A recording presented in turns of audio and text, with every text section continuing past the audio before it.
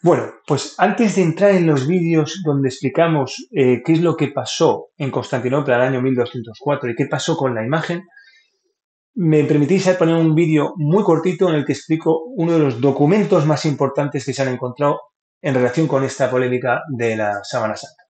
Y se trata de la descripción del tesoro de reliquias de la iglesia del palacio en Constantinopla, es decir, de la capilla que hay en el palacio de Constantinopla, del palacio imperial, hay una capilla donde se guardan las reliquias más importantes.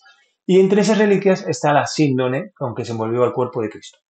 Bien, el guardián de esas reliquias es Nicolás Messarites, ¿vale? Que relata las reliquias que hay en un contexto de que en el año 1201 se produce una revuelta contra el emperador. Entonces él, ante esa revuelta, él tiene que describir qué es lo que tenemos en la reliquia, no vayamos a las reliquias que tenemos en la capilla, no vayamos a perderlas. Hace una relación y en esta en concreto se detiene especialmente a describir.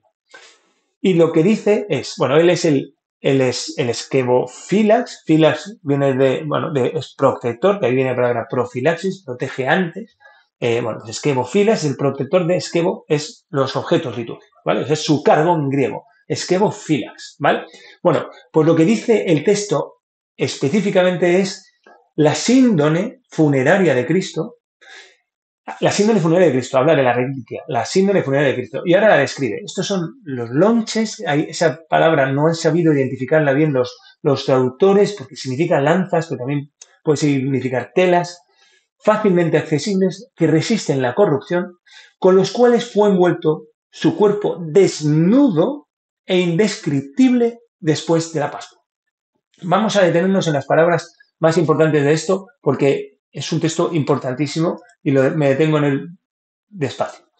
La síndone, habla de la síndone, y vemos la palabra en griego en concreto, síndone, que, como sabéis, es una referencia explícita a la palabra en griego que usan los propios evangelistas cuando hablan de la tela que cubrió el cuerpo de Cristo. Es decir, la síndone es una tela habitualmente de lino, larga, habitualmente unos 3 y pico, 4 metros de longitud, ¿vale? Que encajaría muy bien con lo que es la síndone de Turín, ¿vale?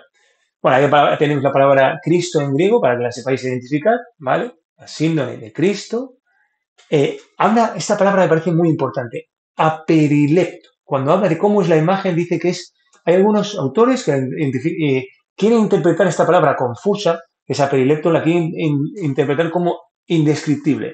Pero literalmente lo que significa aperilepton es no, como anormal, no es normal, peri, viene de perímetro, peri es el contorno, lepton, significa bien o correcto. Entonces, aperilepton es algo que no tiene el contorno bien definido, sin perímetro, sin contorno bien definido.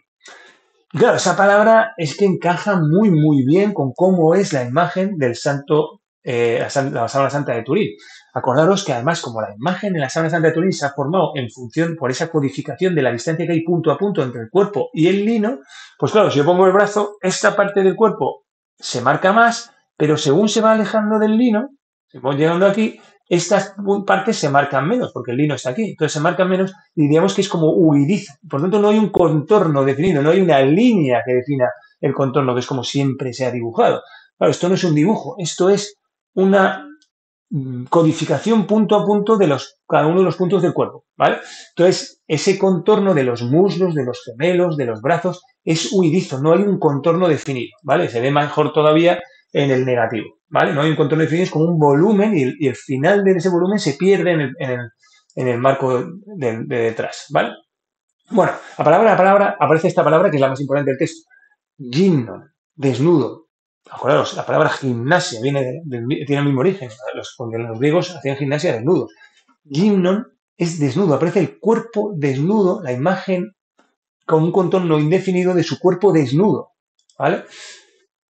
Aquí aparece la palabra soma, cuerpo, en griego, de ahí viene la palabra somatizar, y luego meta, más allá, o después de, y ahí Pascua, después de la fiesta pascual, ¿vale? Entonces aquí está lo que está hablando al final es, si os fijáis, si vamos a las conclusiones, es una cita inequívocamente del año 1201, por muchas razones, pero es que además se produjo en el contexto de una revuelta que sabemos que es en el año 1201 y que Nicolás Meritate estuvo involucrado. La reliquia se cita como la más importante que hay en la capilla del palacio y que se tiene especialmente en describir esta reliquia. Se explica que es una síndrome, una palabra específicamente aparece varias veces en los evangelios, en referencia a la sábana que cubre el cuerpo de Cristo. Habla, este texto importantísimo, de cuerpo desnudo, que la imagen refleja el cuerpo desnudo, y por supuesto el cuerpo, no solo el rostro. Habla de después de Pascua, por lo tanto estamos hablando del cuerpo desnudo tras la tortura y crucifixión. Encaja muy bien con la imagen del sudario de Turín o de la sábana santa de Turín.